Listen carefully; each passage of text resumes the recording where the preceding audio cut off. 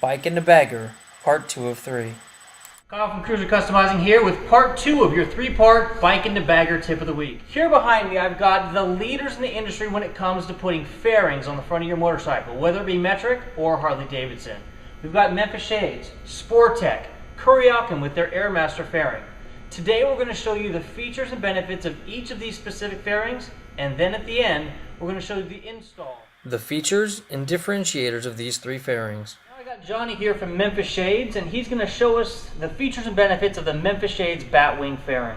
Yeah, thanks a lot, Kyle. Basically, when Memphis Shades designed this fairing, we had the 3 things in mind.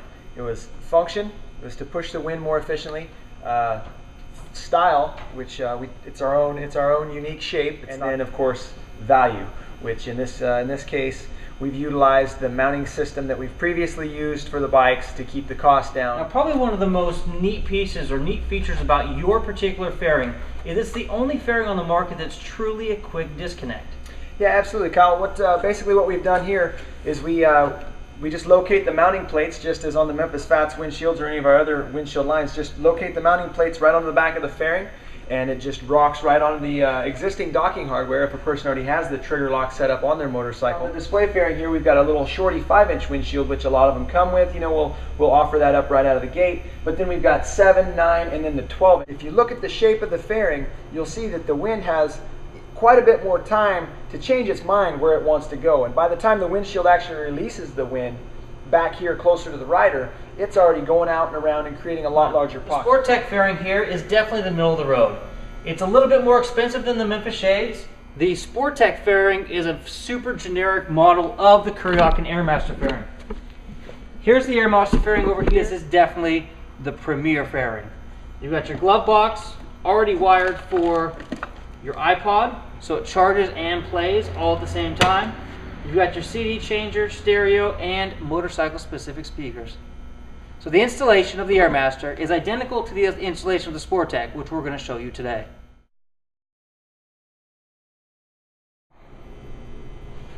Alright, now we're going to remove this screw right down here that holds the turn signal on, as well as this one right up here at the top of the triple tree, and then we're going to install the bracket.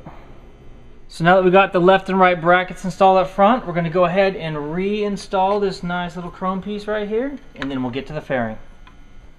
So here we just removed these nuts from these 4 bolt points here inside the fairing, and now we're going to take the brackets, install the brackets.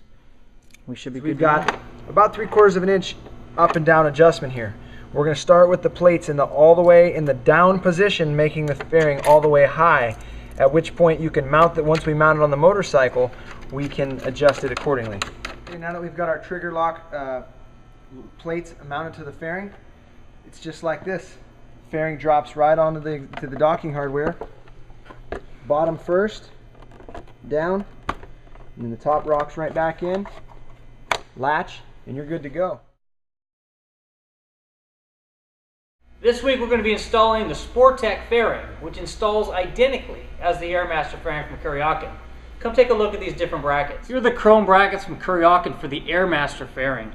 And these are the black Sportec brackets. Now, the black brackets and the chrome brackets can be used on either fairing, but take a look. I like the Sportec fairing. The nuts are actually welded to the bracket, so that's one less thing you've got to hold on to as you're installing the fairing. Installation is so incredibly simple.